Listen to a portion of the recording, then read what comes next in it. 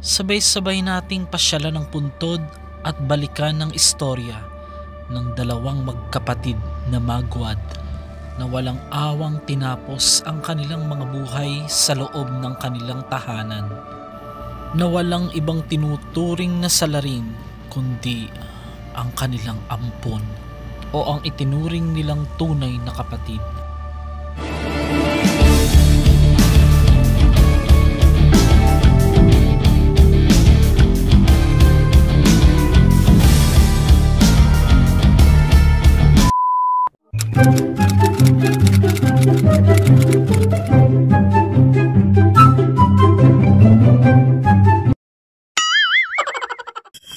Hi guys, welcome to my channel.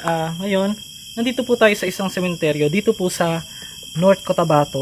Oo. So, I think it's sako pa ng Cotabato ang lang. Cotabato na ba to? Oo. So ngayon guys, isang trending or nag-viral po na magkapatid po ang pupuntahan natin yung puntod nila. Yung magwad. Oo, siblings. Sila po yung walang awang sinasabing pinatay or pinapatay ng isang nakilalang ampon lamang daw. So, bukod doon, ikutin muna natin itong sementeryong ito para po ma-update ka. Ano ma-update ka? Hindi, I mean, paki-like po bilang suporta at paki-turn yung bell on at saka mag-subscribe para po na-update tayo sa mga bagong video. So, huwag na natin patagalin pa yung intro. Medyo nakakapangilabot na yung story po, ang nakakapangilabot talaga. Dahil biruin mo, no? Hindi natin alam kung ginawa natin ng mabuti, pero sa kabila ng lahat ay yun pala yung tatapos sa atin. Ba't parang may boses ng bata? No? Tara, dito muna tayo guys. So ikutin na natin yung sementeryong ito sa part ng Cotabato. Meron kaming narinig kanina. Ano ba yung narinig natin kanina? Parang ano, di ba? May boses na parang sumigaw. So, yan guys. Medyo, kung titignan nyo itong cemetery, okay siya. Magaganda yung ano niya, hindi masyadong creepy. Pero yung public dito, asa dapit daw ang public? Saan banda? Siguro. Hindi naman ito public, parang private. Private ito eh. Yung pinaka-public, saan kaya? Dito sa kabila.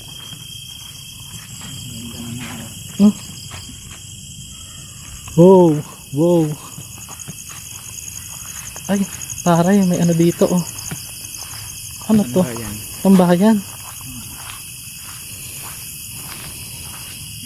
Ang laki pala ng sementeryo ito. A few moments later. May ano na kalsada.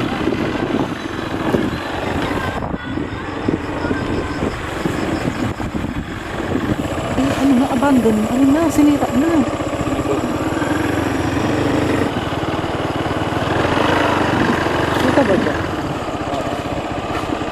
Grabe, tinibag na pala yung mga yan.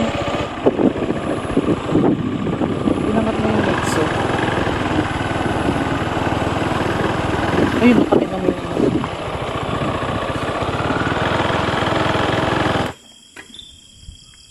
So guys,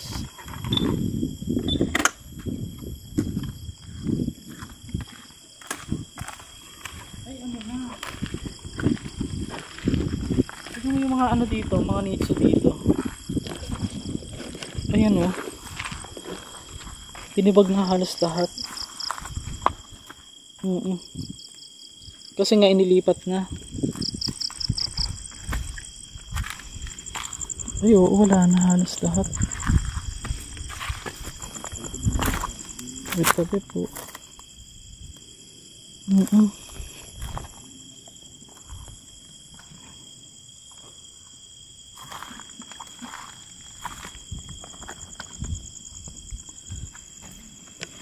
Alin? Ito, hindi ba? Oo, yung iba hindi. Hindi, meron ako na nakita ng ano, wait lang.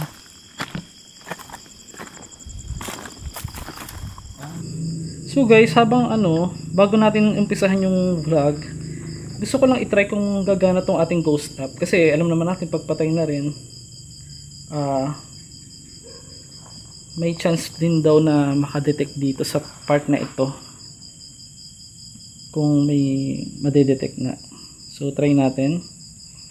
Kung meron ditong ano, ito hindi po siya 100% legit itong mismong spirit talker na ito. Pero susubukan lang natin baka merong connected na salita or doon sa story na madedetect po nito.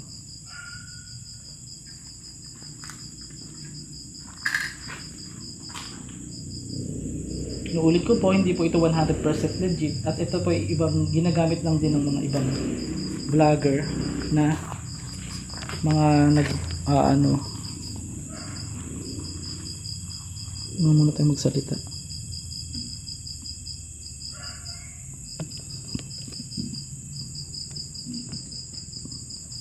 Si Gwen, tapos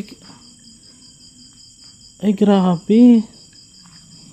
Ito sila guys, oh. So ito po yung magkapatid na magwad siblings. Yan. Si Crizel, Gwen, Luis, tapos yung kanyang kapatid na ano, si Crizel at saka Crisville, ano? So yun, may mga pictures pa po dito sa may gilid, oh. Yung nagpa-print sila, pati yung isa doon. Nakalak ba? Hindi. So hindi na po natin malapitan mga master. Ay! Ano yun? Ha? Kabuto. Ha? Di ba naman sila langgam? Inabahan ako. Ano yun yung baril ba yan? Oo. Pang ano? Pang langgam. Panghuli ng ibon. Pang ibon. Hinabahan ako. Kape pa more. So, ito na po, mga master. Ito yung puntod ng magkapatid na si Crizel at Crisville. Unang-una, tayo po ay nakikiramay pa rin po sa pamilya kahit po ito ay magwa 1 year na yata ng kanyang pagkamatay. Ngayon, ang purpose naman po ng vlog nito ay magbigay aral din sa atin. Kumbaga, yung story po nila, nag-share na maging mag-ingat sa mga tao na pwedeng gumawa sa atin ng ginawa na nga natin ng kabutihan sa kabila ng lahat, pero ang isusukli pa kawalang yaan. Oo, dahil lamang sa kanilang mga personal na gusto sa buhay ay tinapos o ipinatapos niya, at inamin din naman daw yata nung naging ampon nila na ang pangalan yata ay Janice, ang sinasabing pinaka-mastermind ng lahat. At may mga screenshot din, lalagay ko dyan sa screen, na nagsasabi na parang gusto yata talagang pumatay ng tao nitong ano. Kasi parang inspired siya dun sa alam niyo yung pelikula na The Orphan, mga master. So, ito po, lubos ang aking pakikiramay sa pamilya ng mayapang magkapatid na talagang gumulantang ito, mga master, sa buong Cotabato. Hindi lang po Pilipinas, nakarating din sa ibang bansa. Pinag-reactan din ito ng mga iba't ibang vloggers, ng mga nagba-vlog, at saka ng mga yung story nila. Kasi as in, brutal po ang ginawang pagkamatay, ang pagtapos sa kanilang buhay, mga master. Unforgivable, parang hindi siya walang na patawarin yung gumawa para sa akin, dahil hindi nila deserve. Napakababait ng dalawang magkapatid na to, pero ikikwento ko lang sa inyo saglit yung kanilang story regarding that. Ngayon, may ampon sila na nakilala lang nitong si Crizel ni Gwen. Ngayon, yung ampon na yun at pangalan Janice daw ay sinasabi na nakiusap sa kanya na humingi ng tulong dahil nga kaysa mapariwara ang buhay, nagbaka sakali na dahil sa isang okasyon nag-meet sila nung ilalagay ko dyan sa screen. Ngayon, ang nangyari is niya, pinakiusap niya sa kanyang mga magulang, which isang magulang niya ay teacher at yung tatay niya ay teacher at yung kanyang mama ay principal. Yan. So, Yan, pinanganak si Crisel Gwen Magwad noong July 24, 2003 at pinatay po siya o namatay ng December 10, 2021. So magto 2 years po sa edad na 18 years old. Oo, ito namang isang kapatid niya na si Luis or si Boy Boy ata ang ano sa kanya ay pinanganak naman ng March 19, 2005 at pumanaw noong December 10, 2021 sa edad na 16. So sila po yung itinuturing na magkapatid po. Parang isa sa kasaysayan ng na tinapos or pinatay po ng kanilang ng isang ampon. Oo, na kinupkop nila. Syempre pag ampon, pinagandang word mo lang, kinupkop po nila upang tulungan. Nagkaroon na pala ng ano guys nagkaroon na ng history. Yung babae na pinakaampon na Janice ang pangalan is nagkaroon na ng history na parang ninakawan sila. Humingi na ng tawad. Yun yung unang pagkakamali na ginawa. Tapos sumunod, dahil nga doon sa pera na nawala daw, sumunod ay naulit-uli yata. Hindi ako nagkakamali. Ngayon, di umano, itong lalaki sa sobrang bait nitong si Boy Boy ay pumayag siya na yung kwarto niya yun ang ipagamit dun sa ampon o yung inampon nila na si Janice. Tapos nung yung mga 3 PM na raw, nag-post itong Janice. Oo. Ang pinost dun sa Facebook, mga master, yung mismong teka lang, medyo ako sa story nahihirapan ako mag internalize dahil sobrang brutal ng ginawa may kumalat na screenshot ng usapan na gusto nga talagang pumatay nitong babae na Janice daw. So ngayon, ang nangyari nag-post siya sa tulungan nyo kami, tulungan nyo ako at pinasok kami. May 3 lalaki daw na nakamaskara na pinasok sila ng bahay at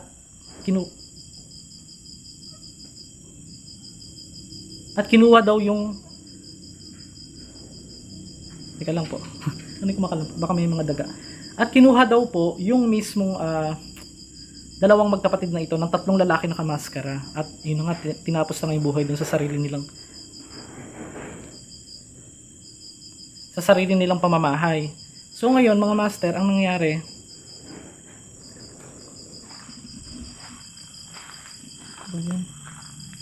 pusa ba yan? So dito tayo lang ba? So ang nangyari mga master, nung time na pinasok na sila, nakapag-post pa yung babae, may bang emoji pa, di ba? Medyo kaduda-duda talaga yung pagkaka-post niya. Ang sabi is tulungan nyo kami, pinasok kami. Ngayon, tinext niya yung papa ng dalawang magkapatid, yung tunay na papa nito. At pinapunta niya. Pagpunta nung nakakalungkot na eksena, nakita na doon sa may pintuan nitong lalaki na wala nang buhay doon sa may malapit sa pintuan. Tapos yung isang kapatid niya na mababae doon sa may sala yata, kung di ako nagkakamali, doon sa may kwarto. Ngayon, pinagtaka lang ng mga polis, bakit pagpasok doon sa kwarto nitong si Gwen, nitong si yung Janice, bakit gulo-gulo ang kwarto? Tapos naabutan pa nila na bagong ligo itong si Janice. So ngayon, tinanong siya ng mga pulis, affidavit niya ang sabi is kaya naman daw siya naligo dahil ang sagot niya ito medyo intriga. Bakit naligo ka ng time na yun na nakuha mo pang maligo imbes na dumiretso ka na lang sa mga otoridad at magsumbong. Ang sagot daw nitong si Janice, po kasi parang nabigla po ako sa mga pangyayari. Parang ganun yata. At ginawa ko po para naligo na lang po ako. So parang unbelievable kasi kung hindi siya pinasok, bakit gulo-gulo yung bahay ng mga tawag dito para makita mo. Kung hindi siya pinasok yung kwarto niya, bakit gulo-gulo yung kwarto? Tapos ba't hindi siya yung pinatay or kung pagnanakaw yung So ngayon bandang huli in the end umamin ito na ipinapatay daw or parang siya yata yung pumatay din yung babae na yung Janice na yun sa magkapatid. Hindi pa siya pwede makulong that time dahil minor pa siya. Parang mag-18 pa lang yung babae. Tapos ngayon, wala tayong balita kung ano yung nangyayari dun sa kaso. At ito pa, napanood ko lang sa isang vlog, ang tindi raw ng ginawa sa magkapatid. Yung babae, halos nakita raw yung mga picture sa morgue, nahirapan din daw yung mga yung mga nag-iimbalsa mo din na maayusin yung dahil halos mata raw po yung ulo ng biktima. Tapos yung isa na tapos yung kalahati yata ng mukha sirang-sira.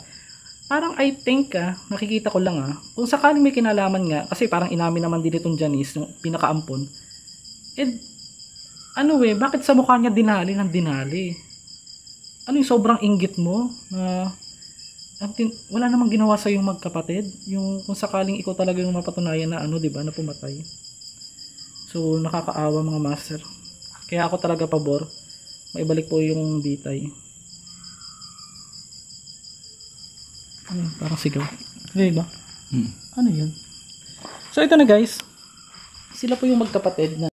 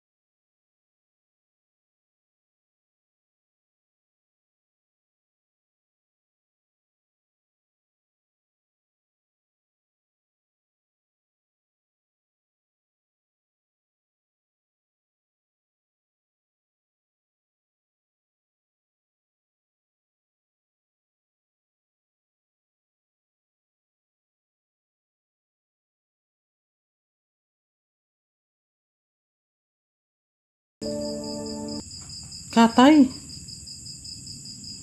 Katay ba? Ano yung butcher sa Tagalog, guys?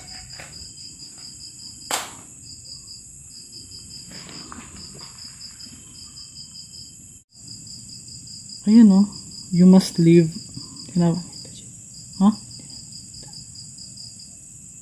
You must leave. Tara, pinapaalis tayo.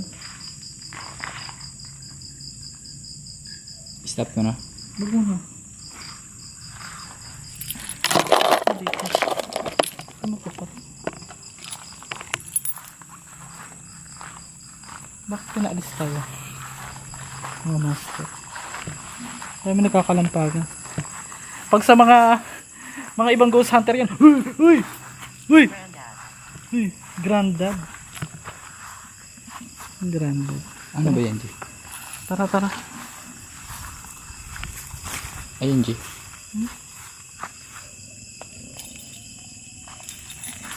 Tara. Wash na ba to? Huwag mo nang dali mo lang. Samantala ay napatunayang guilty ang dalawa sa pagpatay sa magkapatid at nahatulan sila ng 34 years lamang na pagkakakulong. At mag-ingat tayong palagi sa mga pwedeng mangyari sa atin, lalong-lalo na sa pagtitiwala mga master. God bless and see you again sa ating mga next vlog. Thank you.